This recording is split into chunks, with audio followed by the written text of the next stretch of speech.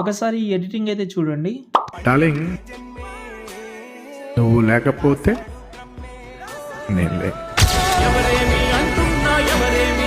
Video అయితే చూస్తున్నారు కదా, మొత్తం వీడియో చాలా బాగుంటుంది. వీలుంటే ట్రై చేయండి. ఒక 4-5 ఫోటోస్ ఉంటే ఎడిటింగ్ అయిపోతుంది.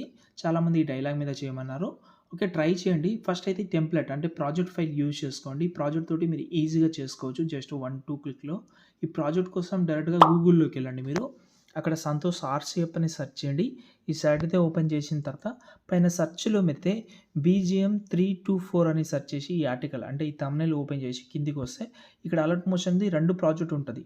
ఏంటంటే కింది ప్రాజెక్ట్ అయితే ఫాంట్ యూజ్ చేయాలి.